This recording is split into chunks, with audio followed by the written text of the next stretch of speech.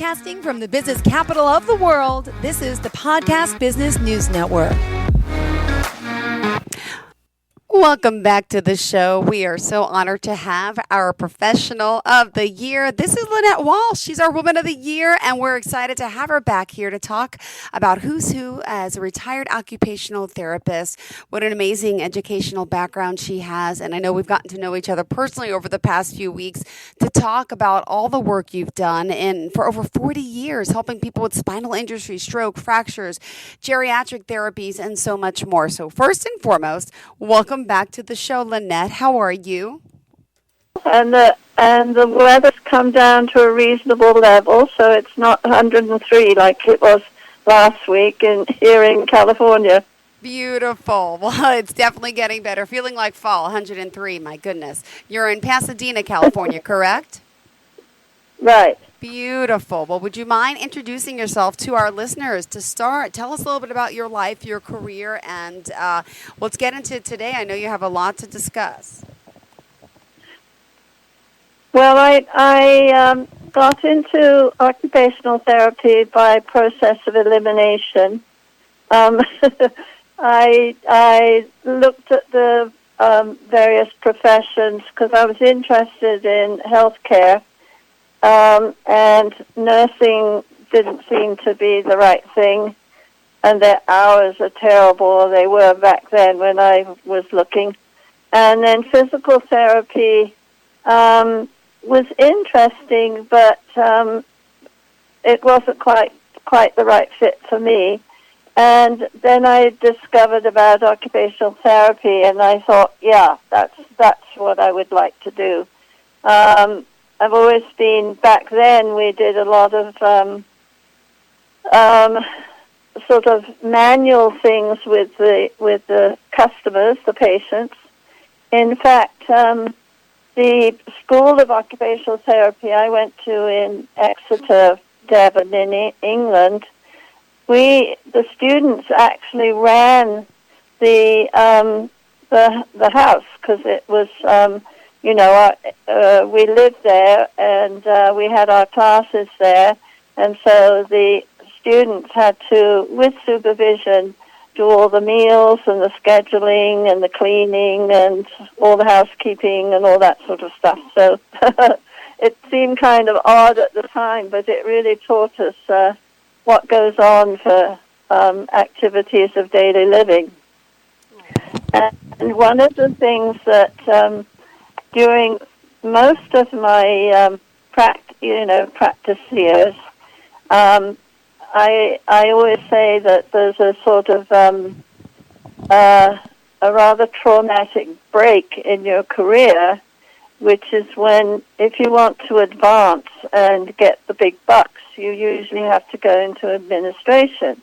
Well, not everybody's suited for that, and so you have to sort of make this decision whether you want to stay as a clinician treating patients all the time, but you might not get the big salaries. I'm not quite sure if that's still true, but some people aren't suited for administration.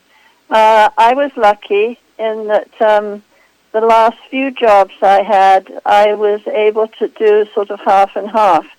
So I did part-time administration, looking after, a staff in the occupational therapy department, as well as being able to treat patients and certainly do evaluations, because only a registered therapist can do the evaluations, and you have to have a doctor's referral to get an order for them to have occupational therapy. And then part of what I really enjoyed doing was it was sort of learning which activities are high in calorie expenditure, because that's a big part of your daily life, and also and that's work efficiency, and also motion economy. Are you doing this in the most practical way that your body moves? For instance, if you do an activity standing, you're spending a lot more calories than if you work out how to do it sitting down. And I have discovered this for myself in my personal life because I've had a few orthopedic adventures, so I don't move around quite like I used. And also with it being extremely hot here, I had to do laundry. And usually I would stand outside in the garage where it's hot and get all the laundry bits and pieces, sprayed and ready to put into the washer. So this time what I did was I sat in my living room with this pile of laundry, and I sprayed and sorted and all the rest of it sitting down, and I have laundry baskets on wheels. So I did them sitting down, and then I wheeled everything out to the garage and then put it straight in the washer instead of standing it up. And that worked like a treat because usually I'd be, hot and sweating and have to sit down and rest a while before I could do anything else. So light activities are considered things like from 0 to 3 calories a minute. So sitting, which require minimum arm movement, you're only using 1.35 calories a minute, whereas it can go on up to 2.9, and when standing with moderate arm movement, 3.75. So that's quite a big difference. And also the amount of time that you're doing that. Even bathing is a much more strenuous kind of thing, and that goes to starts at, let me see if I got the right line here, 2.1 calories a minute, and it can go on, like washing hands and face, 2.5, shaving, 2.5, driving a car, 3.5, and walking slowly, which is a mile in 26 minutes, 3.5. So there's a big variety in how you do these things. And you have to consider your breathing. Are you holding your breath, or you're huffing and puffing? And are you relaxed while you do? And do you have a lot of pressure on yourself because you've got to get things done? I live alone, so I do get help for house cleaning.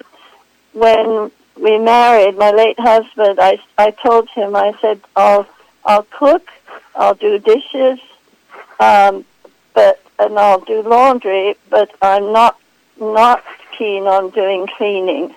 So he said, oh, well, I'll do it. Well, that lasted about 6 months, and then we got someone else to do it. But that's one thing that I do have some help with is cleaning the house, because that's not something I'm well motivated to do.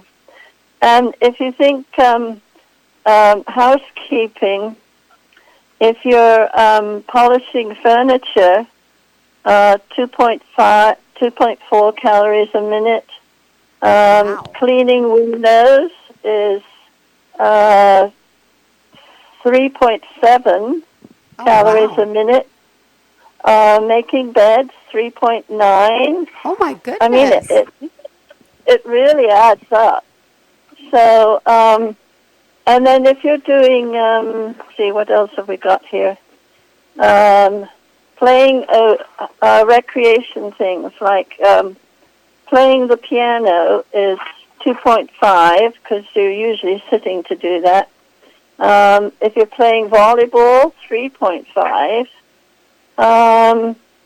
And walking moderately fast, which is a mile in 14.5 minutes, is 6.2. So that's a biggie there. And then there are the way you lift things, straining to lift, and it restricts breathing. You can, cause back injury. Now, I had an adventure because I'm an incurable traveler, and I wrenched my back getting my suitcase off the car at the airport, which meant I had to go and find a physical therapist and do all that, and that's a whole nother long story. But wow. the wheel was invented for good reason. So, like I said, I have a laundry baskets on wheels, and when I bring my groceries in from the car, I drive into my garage, and it's not very far from into my kitchen. But I've got a little wheelie cart, and so I put the bags of groceries in the cart and then wheel it across the garage to the back door.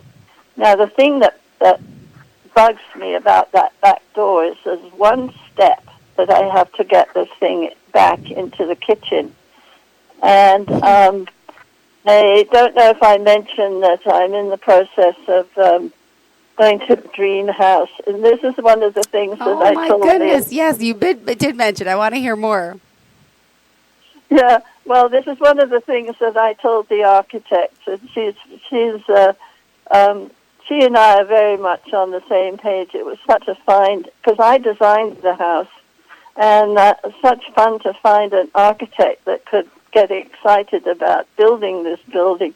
But one of the things I said, please, Elizabeth, please don't put a step between the garage and the kitchen, because I hate going up and down that with my groceries when I come in and out. So she did. She managed to, put a slope and go with that.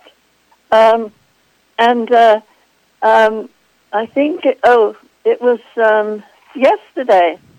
I had reason to go to Walmart, and they had this big, huge box of pumpkins, fresh pumpkins. And I always buy one that's about 10 pounds because I make chutney. And each batch needs 5 pounds. So, a 10-pound pumpkin is, well, I think there wasn't a scale there. But I think this thing weighed more than that. And I got it into my grocery cart, and then I got it into the car, and then getting it out of the car into the wheelie cart to take into the house. So it was a bit of a production, but I managed it. And wow. I think I've got pretty good strength in my upper arms because I do Pilates every week, and I go swimming when I can, and do exercise, and keep going. And when you don't exercise for 3 days, you lose 10% of your energy, 10% of your stamina. And that can, as I discovered recently, I was in the hospital for 2 weeks on bed rest because I had a nasty injury on my leg. And when I got out of the hospital, I was like a wrung-out wet rag.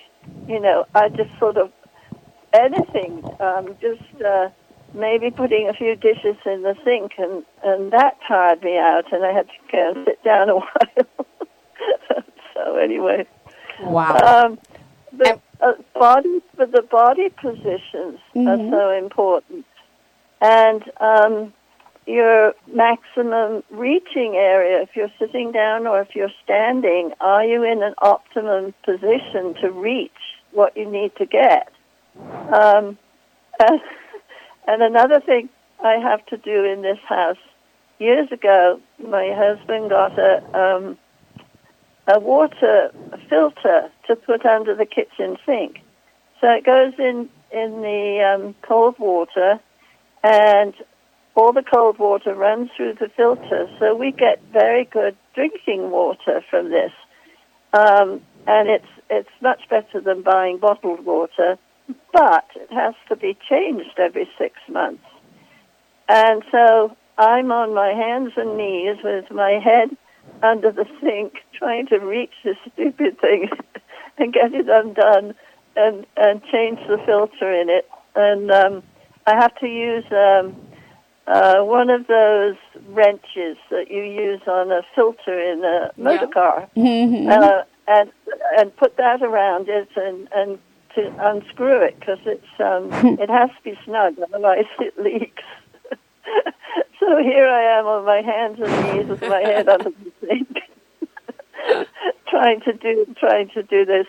And the first time I wasn't successful. I got the filter undone and everything, but then when I put the new one in and put it screwed it back up again, it leaked. So I had to undo it and line it up again and everything. So I got it done. But talk about body position. I don't have the calorie expenditure for that, but I think and maybe the blue language that went on with this would have cost me some more. But you have to think about what you can do and what you can't do. So doing things around the house and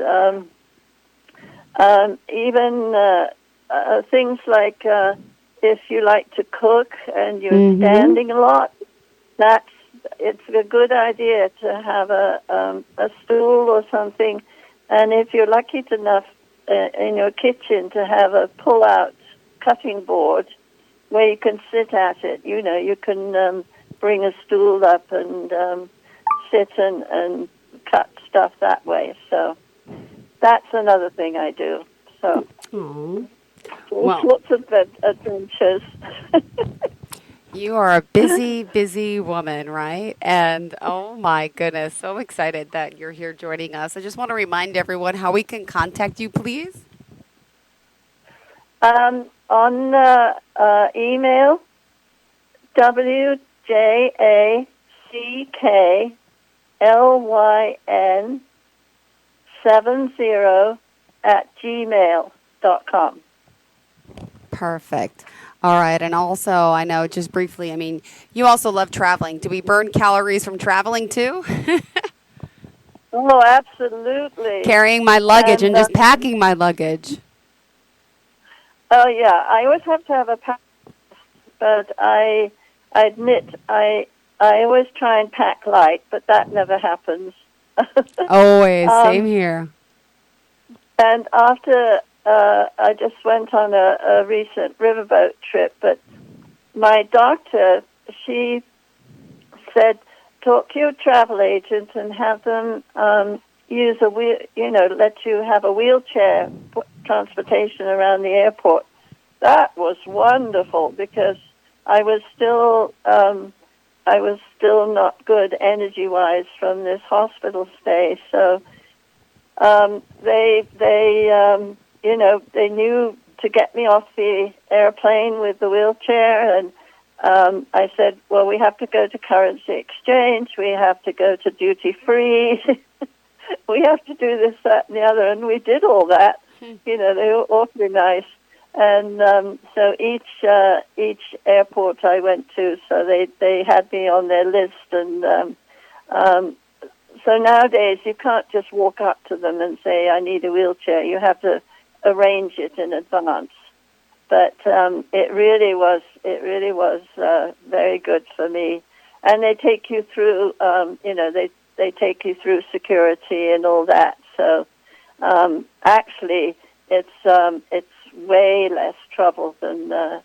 And they put your bags on the thing for screening, because you've got your carry-on bag with you, and so that was. Sometimes you just have to sort of, hide your pride and say, I really need the help.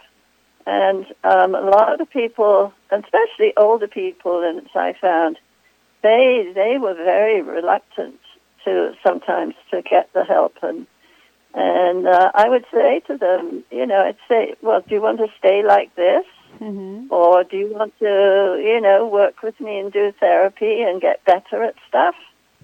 Or it's up to you, or is this something, and that's what we were talking about last week about the family, learning how to help a person, not just do everything. Ah. But, I've been there, I've done that, and the help is a big thing. I have a nice backyard and patio and garden and stuff, but I garden by benign neglect. So I have the cut, blow, and go gardeners come because I don't have any grass. They don't have to mow or anything. Cut, blow, and go gardeners come, and they come every 2 weeks and keep the leaves and the flowers and everything. They keep it down to a dull raw, and that's a big help. And the gardener who comes, he's a very knowledgeable guy. So I ask him questions about stuff. Where we're building, we have to keep these hillsides. We have to keep the brush down, the grass and everything. We have to take care of that. So he's worked for us down there too. So that's very nice to have friends and people who are willing to do stuff for us. So, anyway. Wow. You always give us something new and exciting, and I just want to commend you once again. If you are listening, Lynette Walsh here, our Woman of the Year. Excited to have her as a retired occupational therapist. She is still helping so many people out there, and I want to commend you on this with all your exercise, your information, and any other keys to success over the years of being in the field so long that you want to share with us, things that we should be doing for our health. Well, I know with my father, he smoked a pipe, which and I could see that he would go for walks, but then he'd light his pipe at the end of the walk and then huff and puff his way, which wasn't too good. And it also didn't help my mother because she didn't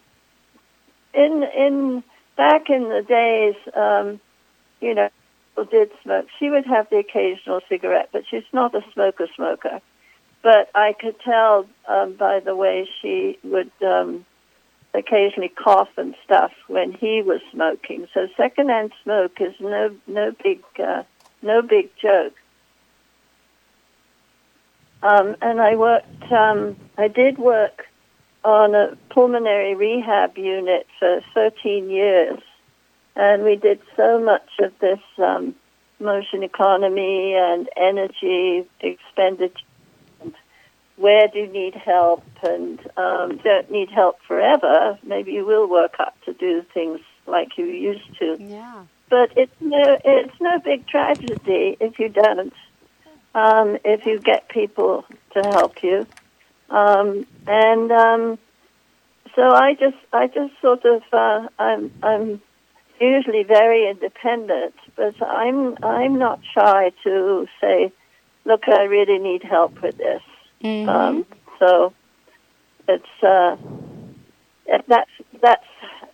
I think that's a good attitude to have, and not moan and groan because maybe you think the dear Lord dealt you a bad hand. Make the best of it.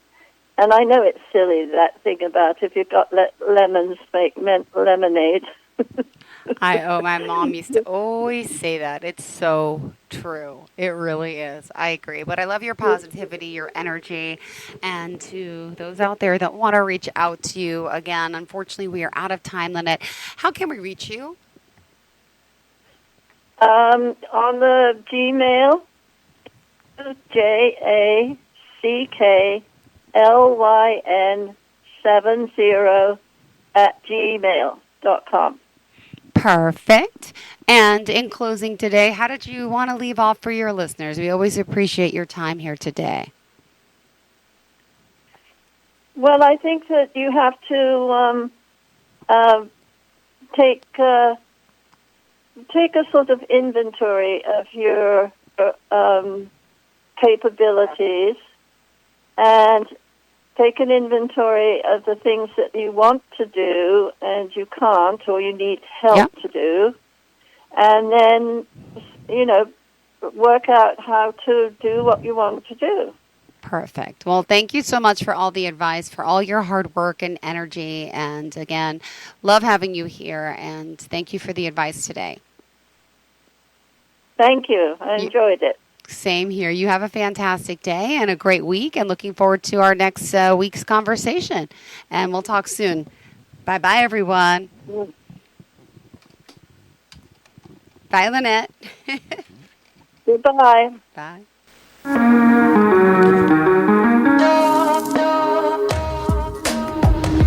Broadcasting from the business capital of the world, this is the Podcast Business News Network.